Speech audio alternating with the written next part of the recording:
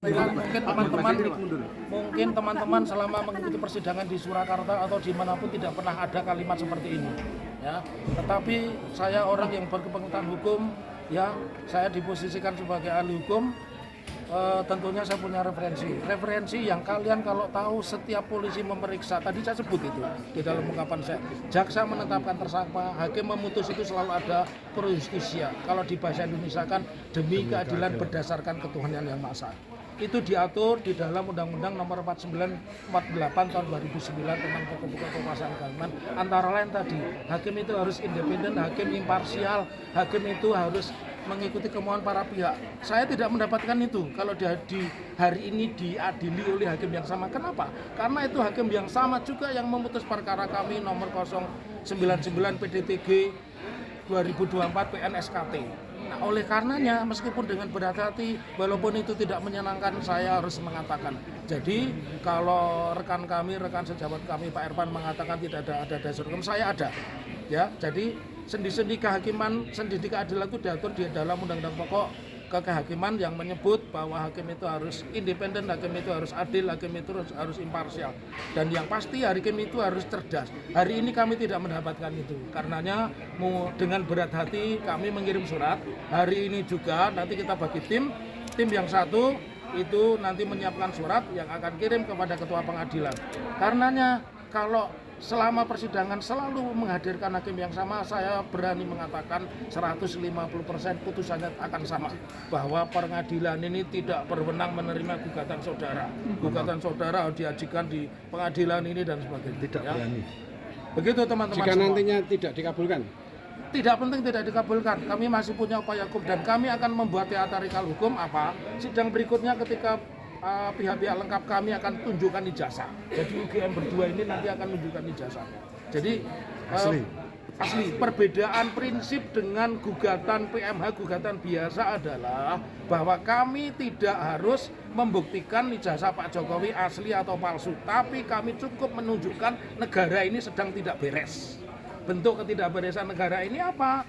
Masa seorang warga negara yang sama kedudukan dengan hukum ijazahnya tidak bisa dan yang terakhir malah dikunci oleh Komisi Pemilihan Umum, ya. Jadi fakta-fakta itu saudara lebih rinci nanti biar tidak kepanasan, kita mending di kopi Haika aja.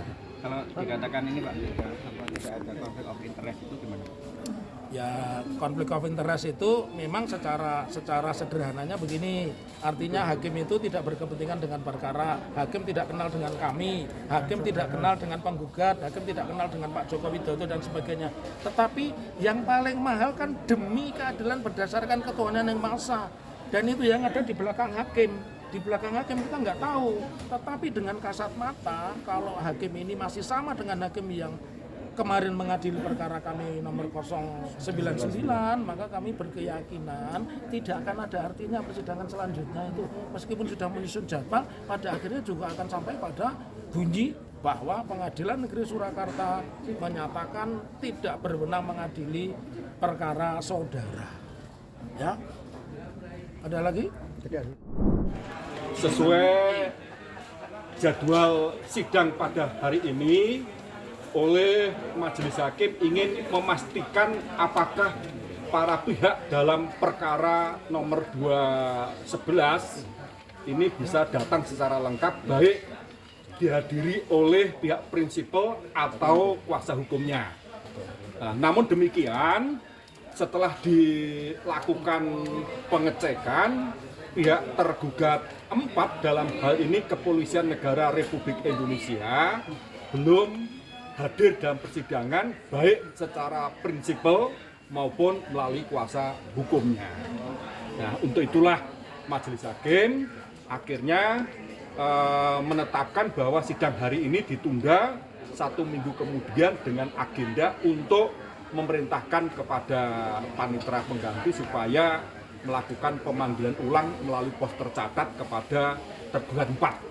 Dalam ini adalah Kepolisian Negara Republik Indonesia. Pak, terkait permintaan penggugat yang ingin ganti hakim ketua?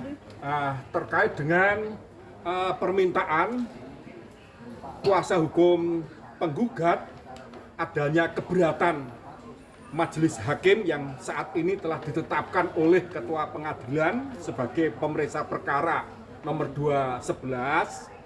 Ya, tadi saya sebatas memberikan suatu tanggapan dari aspek normatifnya. Nah, di dalam hukum perdata sebetulnya tidak kita kenal adanya hak ingkar. Itu yang ada di dalam hukum pidana. Namun demikian, apabila ada majelis hakim pemeriksa perkara terkait dengan sengketa yang sedang ditangani, terdapat adanya suatu konflik of interest atau memiliki adanya suatu kepentingan, itu para pihak atau majelis hakim itu sendiri tanpa dimohon untuk diganti, dia akan mengundurkan diri. Nah, begitu pula ketika ada hubungan keluarga majelis hakim maupun kepada para pihak atau kuasa hukumnya.